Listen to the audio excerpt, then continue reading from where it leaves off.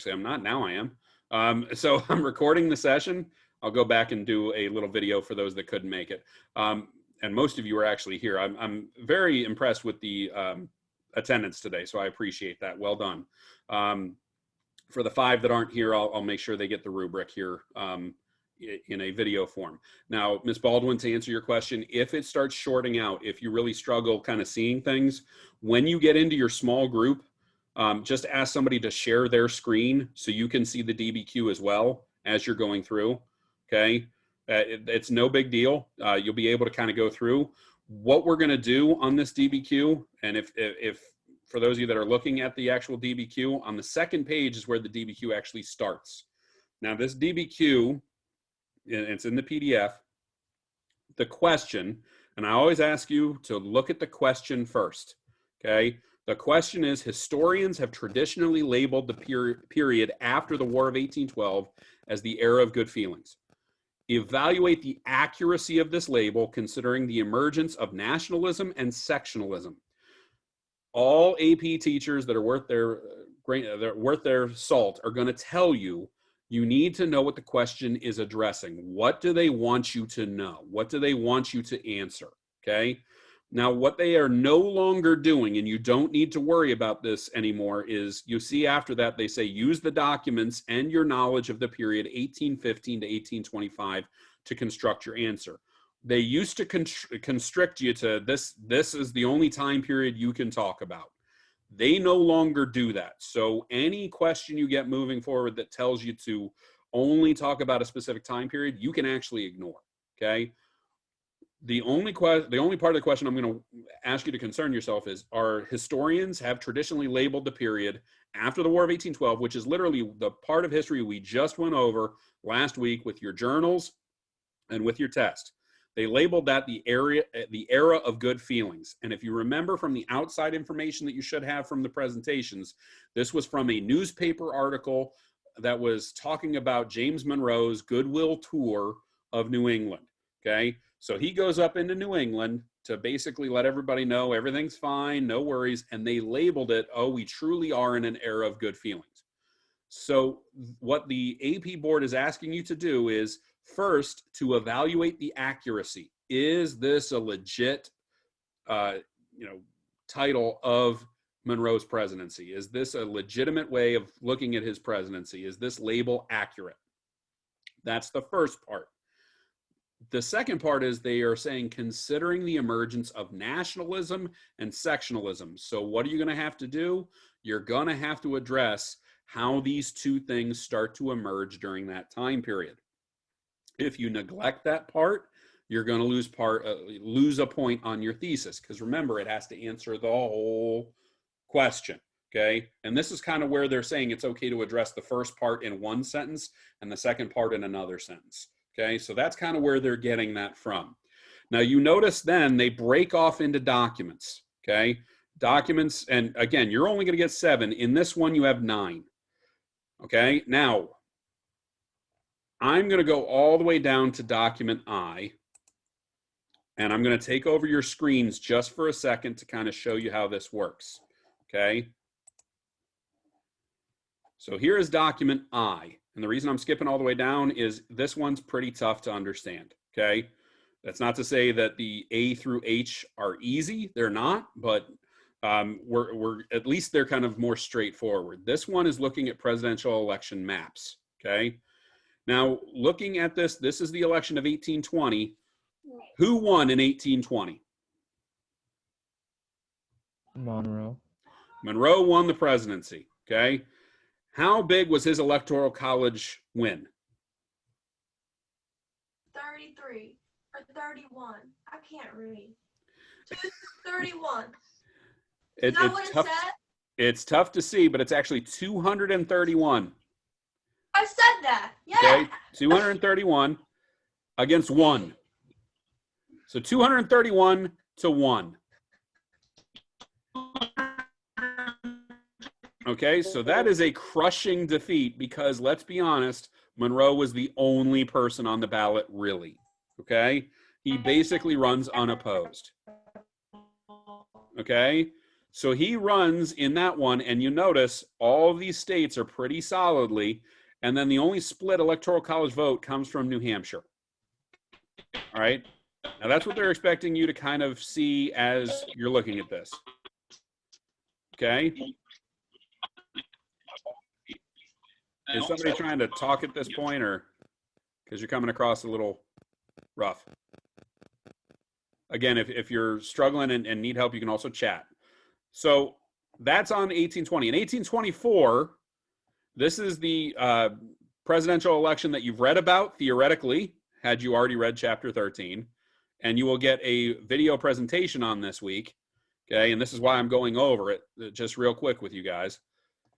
So that's where Andrew Jackson, does he win the electoral vote? Does he win the presidency in 1824 with 99 electoral college votes?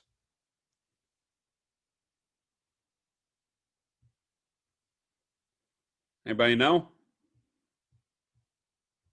I don't know if it's a question or not. Isn't it no because it had to go to the House? Okay, the answer is no. And I assume after all the kind of crazy mechanical whatever, bottom line is he gets the most votes, but he doesn't get over 50% in the electoral college. Because of that, and because Adams, Clay, and Crawford split the remaining vote, it was then sent to the House of Representatives. All right. So in the electoral college, you'll notice that Jackson, who was the solid, he won Alabama, Mississippi, Tennessee, North Carolina, South Carolina, Indiana, Pennsylvania, New Jersey. Meanwhile, John Quincy Adams won basically what is today New England, okay, and a number of other electoral college votes along the way. Clay, he won the stripe votes, basically Ohio, Kentucky, and Missouri. And then Crawford won the darker shade, Virginia and Georgia. He was from Georgia, so he won his home state, and he won Virginia. Now, the split votes come in from Louisiana, from Illinois, from New York, and from Delaware and Maryland. This was kind of a messy election. Now, when all of these electoral college votes get tabulated, Jackson wins, but he doesn't win enough. He doesn't have over 50%. And it's one of those situations where when that doesn't happen, it has to go to the House of Representatives. Now, when it goes to the House of Representatives, even though Jackson won the popular vote, which, again, we've talked about this before, it doesn't matter. The popular vote gets thrown out, basically. It does not matter. Even though Jackson doesn't win the popular vote, and even though he wins the popular vote, I should say, and even though he wins the electoral vote, but not by over 50%, when the House of Representatives starts to consider this, Henry Clay decides that he's going to throw his support behind Adams because he views Jackson as a dangerous human being. He views Jackson as being, hot-headed and crazy and not really the right temperament to be president. Because keep in mind, Jackson has killed people in duels, all right? In cold blood, he has killed people.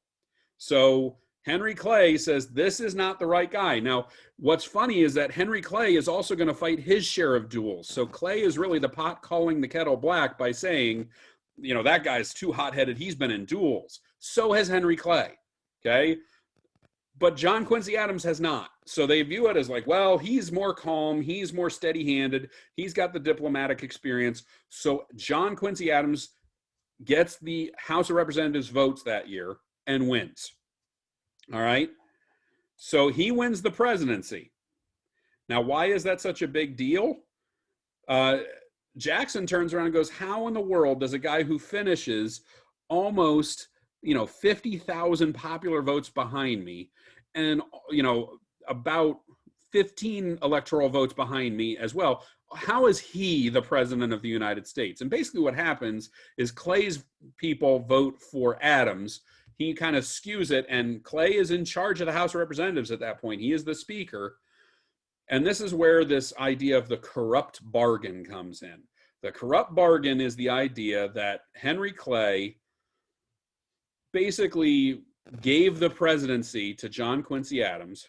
John Quincy Adams then, rewards Henry Clay with being Speaker of the House, or not Speaker of the House, I'm sorry, Secretary of State.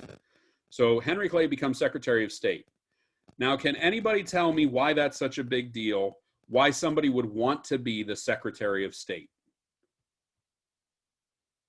Wasn't it because the last 3 presidents were Secretary of State or something? Yeah, I'm pretty sure that's why. Anna Baldwin gets the extra credit for today. Well done. That is exactly right. That was the stepping stone. That position was always seen as being the next step to being the presidency. Thomas Jefferson had been under Washington. Madison had been under Jefferson. Monroe had been under Madison. And John Quincy Adams had been the Secretary of State under Monroe. So now Clay kind of is lining it up. And not surprisingly, guess who's going to be a candidate later on to run against Andrew Jackson when Jackson actually ends up winning in 1828? It's going to be Henry Clay. Henry Clay is one of the biggest losers in presidential election politics. He loses 3 times. Poor guy runs for president, loses all 3 times. Okay.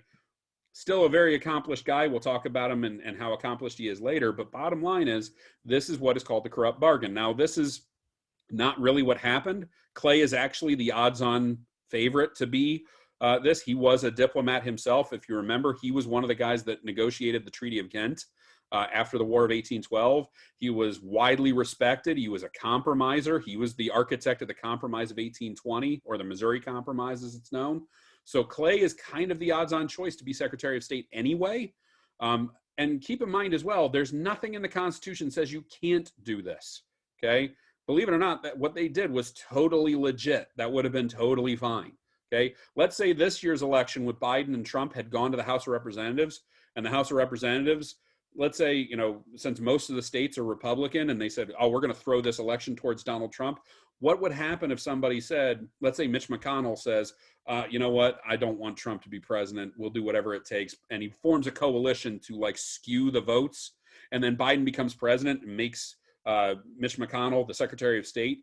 Trump could scream and yell about, oh, that's terrible. How dare they do that? It wouldn't be illegal to do that. Technically, it's totally fine within the boundaries of the Constitution. So even if it did happen the way Jackson, cried about afterwards, it's still legal. No rules were broken, so to speak. Okay. Now, why am I bringing that up? If you look at this document right here, Presidential Election Maps 1820 and 1824, the content of the document is in 1820, this shows Monroe's victory, which was basically unopposed.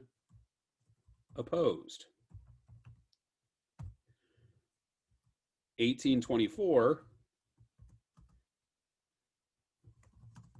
was the supposed corrupt bargain where John Quincy Adams, better known from this point on as JQA, quote, wins the presidency after the House vote is skewed by Henry Clay. So that's just giving me a basic rundown of what the document is giving me, okay? You can actually add on to that if you need to, but that's the basic content. The intended audience or point of view, okay? What is the intended audience?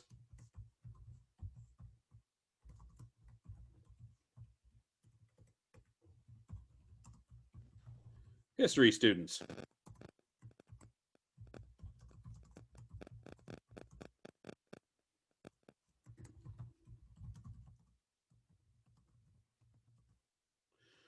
Point of view is just relating the vote totals, okay? Explaining what happened. That's it. So is there really any point of view? No. But the main thing is the historical significance, or the background, if you will.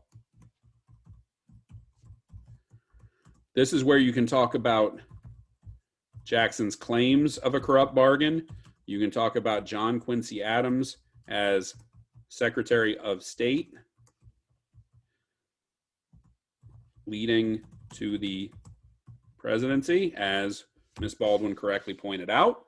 Okay, you can show that this fits into a broader scheme of things. All right, so while you won't be able to really show audience or point of view, you can show historical significance with this document. So going after that that third section where you're trying to go above and beyond on those 6 documents, presenting 3 with at least an audience point of view or historical background, you can do a historical background with that map. Now you will notice that this PowerPoint has extra sections, okay? I'm gonna ask, when we break out into groups, for your groups to go through and discuss the documents. Each group is going to be given 2 documents, okay? So if you have a group that has that is group 1, you are going to do documents A and B. Group 2, you're going to do C and D. Okay, group 3, E and F. Group 4, G and H. Okay, so when I break you out into these groups, I'm going to ask you, and I realize some of you have a Spanish group. For some god-awful reason, I don't know why, but you were scheduled into a 7th bell Spanish class. Technically speaking, you are in this class 7th bell as well. I'm not sure why they did that. I know a number of you feel like you have to run off and do this. Here's what I'm going to ask you to do. So far, I can see that Grau, McCraney, Masung, Richter, and Johnson all need to leave. So here's what I'm going to ask you to do. Okay, Tenor as well. Here's the deal, folks. If you're going to leave, then you still need to do this document, okay? And you still need to kind of, and when I upload this, you're going to need to kind of pick up from here on to see what the directions are for the second part of the assignment. So again, if you need to leave, I understand that you've got to go at, I guess now, to the Spanish stuff. It's not your fault. It's not Long's fault. It's a scheduling snafu that would have been handled on the first day of school had we had a normal everyday school year. So if you got to run off to Spanish, that's fine, but make sure that you catch up from this point on in the video that I'll upload to YouTube to make sure you understand what the second part of the assignment is, okay? Obviously, if you have questions, then email me, but otherwise, adios. All right, so when you go out to the rooms, group 1, again, group 1, you're doing docs A and B.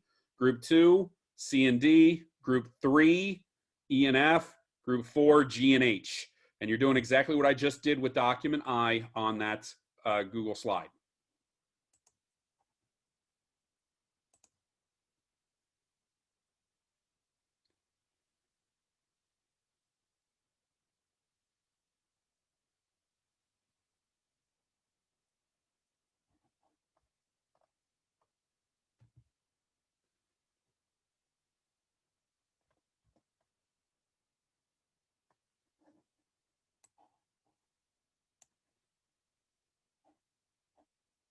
Leroy, Cody, we doing all right?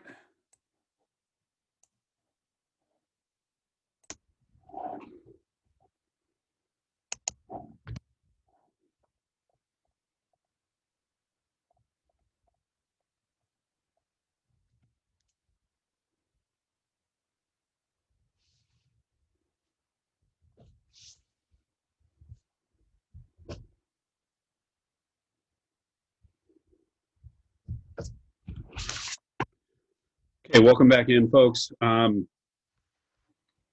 So here's what I'm going to do. I'm going to go through the actual presentation. So I'm going to go through it. I'm going to add in and kind of rectify maybe any areas of concern that you had. What I'm going to ask you to do is on that PowerPoint, if you had questions, if your group was not sure about something or wanted to venture a guess, still include that. Okay, still include that so I can answer that as I go through, because what I'm going to use this for is I'm going to present this as kind of your tool with which to do the next step to this process. Okay, so this is available to everybody to use as a tool from your fellow classmates of here's what we came up with. Now, obviously, it's still going to benefit you to go through this on your own, to go through all those documents as you go through the next part. But bottom line is it's going to be there as kind of the backbone of what we're working on, if you will, to understand kind of where everybody's mindset was within those groups. So I'm going to share my screen once more, and then we'll move on here. Okay, so. How you doing? All right, so again, I'll go through this whole presentation and kind of see where everybody's head's at, and see how the groups did, if you will, so that you can use this as a tool moving forward. The other part that you need to get done is the DBQ outline. Now, the DBQ outline is this Google Doc here. What I'm going to ask you to do is refer back to the PDF, and you're going to answer the question. Now, I do not want you to write a DBQ. Do not do an essay. You are merely giving me what you think a thesis statement would be to answer the PDF question. Okay, the question about historians have argued about the air of good feelings. Is it an appropriate, title for or label for Monroe's presidency? And then, of course, taking into account nationalism and sectionalism. So you are going to, hold on, I just had a boatload of people enter the waiting room. Can you hear me? Michael got kicked out. I was wondering if you can let him back in. Yeah, I'm letting him in. There you go, Michael. Even Heather, and I don't want to do that, but All right, so sorry for those of you that got disconnected from the call. No worries, you're good. It happens. So again, what you are doing is you are going to complete this Era of Good Feeling DBQ outline. Okay. Okay. That's fine, Cash. I'll say it all the time. And no, Josh, we did not miss you. Nehemiah, my day is going fine. All right. So here's what you are doing. You are going to do this thesis statement right here in regards to the question. Okay. So you're going to answer that DBQ question. After that, you are going to come up with 3 arguments that you would use to bolster this thesis statement. So if you were to write the essay, if you were to write the DBQ, how would you argue it, and what would be your 3 major points with which to back up that thesis and to move it forward? Which documents would you use? Would you use document A, C, and E? Would you use documents B, D, and F? Which documents match up? I don't need you to tell me how you would do it, but why you're looking at those documents to back you up. You don't have to use all 11, or all 9 documents, I should say. You don't have to use all the documents. You just have to use, about 6, get in the practice of using 6. Okay. So 2 per would probably be a good number to go with. And then could you use any outside information? Could you use any stuff that we presented from the previous weeks, from the War of 1812, from the other presidencies, from Monroe's presidency? This week, I'm going to be putting forth a video on not just the corrupt bargain, but also Adams as president, and moving on into the age of Jackson, if you will. And of course, you've gone through chapters 11 and 12, and now chapters 13 through 15. Okay, so you're going to be coming up with 3 basic arguments, showing me the documents from the DBQ that you would use to answer the question, and then detailing some of the outside information that you could use with which to bolster that argument and get that extra point for not just contextualization, but breadth of knowledge. Okay, so that's what you're doing this week. So to give you an idea of what your actual assignments are this week, and this is the part I need people to pay attention to, you need your DBQ outline, and that'll be due by Friday. Okay, so what I just talked about is due Friday. Okay, also due this week, your chapters 13 through 15 quiz. It is due tomorrow. I might actually push that back to Wednesday to give you a little bit extra time to read through those chapters, because I can literally, even though it's muted, I can hear Anna Baldwin hyperventilating right now. So I'm going to give you some extra time to do the chapters 13 through 15 quiz. So again, I'll push that back to Wednesday. This other assignment, I'm going to push back to the weekend. Okay. Just to give you time to do the DBQ as well. The heirs to the founder, you have to read. I know that's a foreign concept to some of you, but this great triumvirate, the War of 1812, this PDF right here is 2 chapters from an actual book by H.W. Brands. You are then going to do the heirs to the founder question right here. And the question is quite simple. Okay. Through reading both your textbook and this book, you are going to rank these four: John Quincy Adams, Andrew Jackson, Henry Clay, and John C. Calhoun. Okay. You are going to rank these historical figures into how the War of 1812 affected them. Were they most influenced or least influenced by the War of 1812? You're going to put their names right here. So you're going to say, oh, I think Calhoun's the most impacted. And then you're going to tell me why. Okay. So the impact of the War of 1812 on their career, this is where you explain why you rank them where you did. And that should be a couple of sentences on each one of them. Okay. Those are your assignments for the week. So to recap, you have your chapters 13 through 15 quiz, which I'm going to make due Wednesday now. You now have your heirs to the founders, this one, which I'm going to probably make due on Sunday, so you have the weekend to get done. And you have your DBQ work, which is due on Friday. So those three things are due this week when it comes to AP. I'll be putting a video out on the age of Jackson, which you can use to answer those questions and kind of bolster your knowledge about Jackson and the rise of the Whig Party, which will be part of it. So all of those are going to be this week. Tomorrow, you have bells 6 and 7 with Mrs. Tersher. Okay, so you have English tomorrow. You will not have any history stuff tomorrow during what is bells 6 and 7. I realize a number of you have Mrs. Long for Spanish. That was a scheduling snafu. You can email Mrs. Long and say, hey, should I show up a different time? Do you have another Spanish 3 that I can just sit in on? So I'm not, having to leave early for tertiars. But if you have to leave early, if you're like, you know what, I have to go to Long's, then just let tertiar know that you'll be kind of leaving at around 1:30 or so. I've kind of let her know that scheduling conflict, that is not your fault. That is a scheduling snafu we would have caught in September if we were live teaching. Okay. Now, granted, we would have hoped that you would have looked at your schedule prior to that. We do appreciate the number of you that did reach out prior to this to let us know that, hey, there's a scheduling problem. So if you knew there was a scheduling problem this weekend and didn't reach out, that's kind of on you a little bit. But please make sure that you kind of reach out to those teachers and kind of explain what your plan of action is moving forward. And I'd also write an email to your counselor saying, hey, how do I have 2 7th bells? Wasn't a problem up until this point, but if we have live teaching moving forward, it could very well be an issue. Another thing, I put out a video about cheating. Just because I didn't name you doesn't mean that you were one of the people cheating. So I had a number of people saying, hey, I didn't really cheat. I understand that, but there were some of you that definitely did. So you know who you are. I don't need to have a sob section where we, get together and we yell and scream and throw things or whatever else, but let's make sure we're not doing that moving forward, okay? And I'll make sure I'm very clear on directions moving forward as well. Cheating is getting old. Let's stop.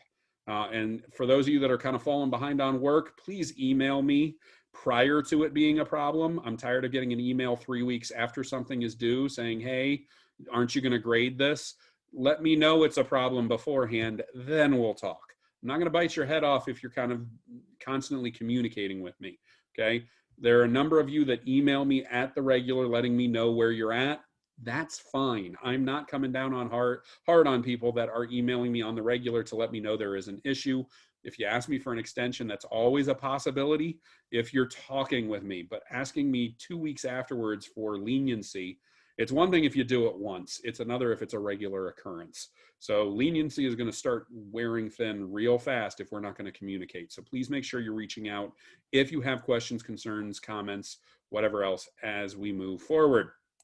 Let me stop sharing. Any questions, comments, concerns, anything else?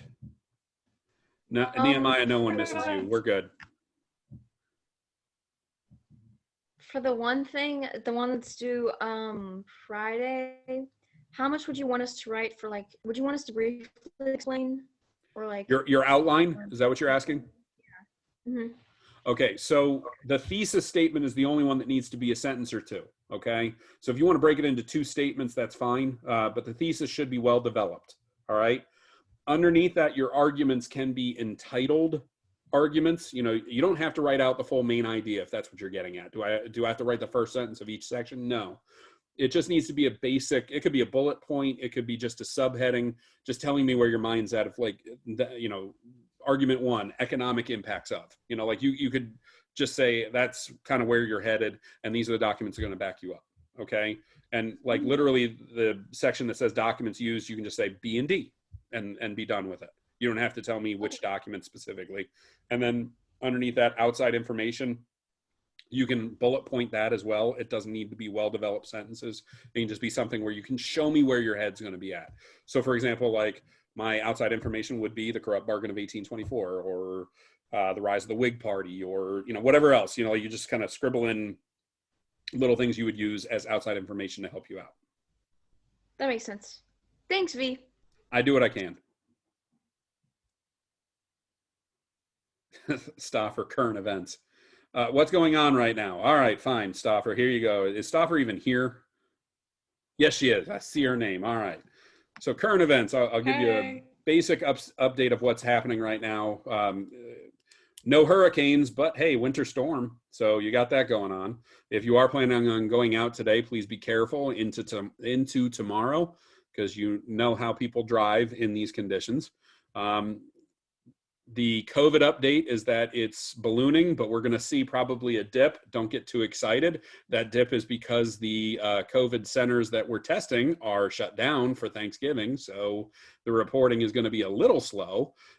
So I wouldn't get too excited about any sort of dip in the data. It's probably going to go right back up, because you and I both know that there were plenty of people that decided to go off and have family gatherings or whatever else. Diego, nobody misses you at all. And somehow you've misplaced your shirt. I don't know how that's possible. You found a hat, but a shirt was just beyond you. And Brockert, of I course, like did my his hair hair in today, my so hat. that's perfect. Like, in my house, so it doesn't go everywhere. You like it? You like my hat? It's wonderful. Well done. You like Now, it? It says getting to the actual current events. Thank you. I also have a polar bear for you, Mr. V. You like it? Oh, dear Lord. I'm going to Look boot at you here it. in a It's just second. for you. Anyway, Come on, this is what you're missing by in person right here. dude. The other thing is the politics that are happening right now. To give you an update, the current state is that Donald Trump has almost exhausted most of his legal fight over the presidency. I say almost because there are still some avenues still available to him to challenge election returns. Most of the states in question have certified their election returns. Michigan voted over the weekend to do so. Wisconsin finished their recount over the weekend and declared that Biden didn't just win, but he won by more. Georgia said the same thing roughly on Friday or Saturday. So this whole contentious election cycle is starting to wind down. Don't tell the people that were over by Voice of America Park last weekend waving Trump signs and screaming "Stop the Steal." Those people are kind of, at this point, right-wing lunatics, because that's, I don't know what they're arguing anymore. The affidavits have been looked into. They've been pretty well documented and pretty well kind of pushed to the side. Most of the courts have kind of dismissed the Trump lawsuits that are out there pertaining to those affidavits. And just so you know what affidavits mean, that means that somebody witnessed something, wrote it down, and then signed off that, yes, this is what I saw. Now, if you lie under that, that can be held up as a perjury. That can be held up as perjury if it's used in a court case. So if I write a statement that is a lie and sign my name, it could actually go against me in a court of law, which is a problem. I don't think these people that wrote these affidavits are lying. So just because a judge says that doesn't mean voter fraud is intended, just because that happened doesn't mean that these people are lying. What it basically came down to is these people. So, for example, a post office worker in Pennsylvania claimed that he saw people messing around with the postmark dates, and when they did that, of course, what ends up occurring is people looked at that and said, "All right, all these votes that came in after election day need to be discounted because he said they messed with the postmark date." When they actually went through and looked at it, only 2 might have been messed with. And that's just 2 votes in the entire state of Pennsylvania. Is that really going to overturn the Pennsylvania election? No. Most of the votes that he was talking about were received within the parameter that was set forth. So, of course, when it comes down to it, does that mean that there's massive voter fraud? No. And that's what the courts have basically held up. They basically have said, all right, there are some instances that these affidavits are pointing at that are questionable, and these probably need to be brought up, but are they going to sway the election returns? No.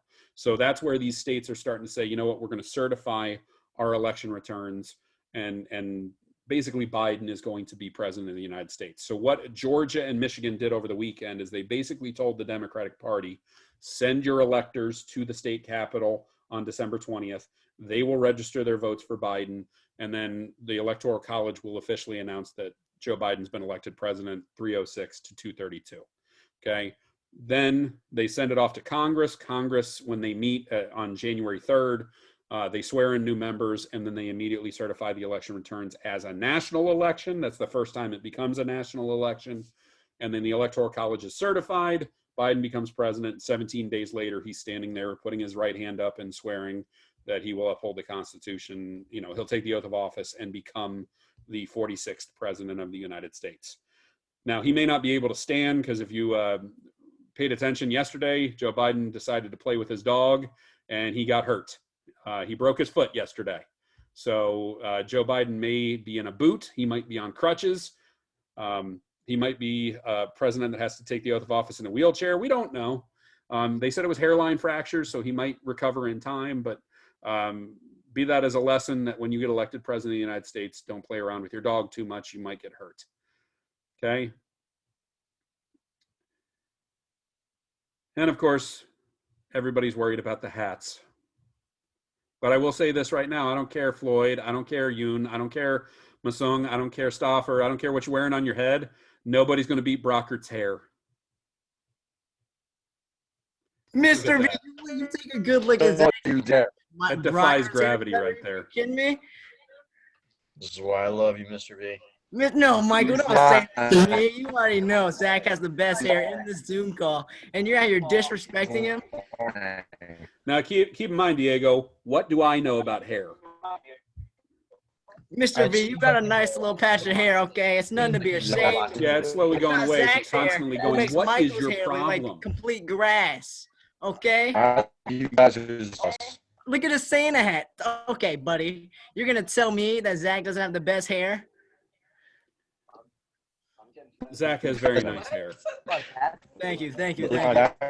Also, where's Josh Kennedy at? Josh Kennedy, I'm waiting for you. Something tells me Nehemiah Josh has moved on. As Come he should. on. The fun's about to begin. No, the fun isn't. We're going to end the call, folks. Trust me, when I was in that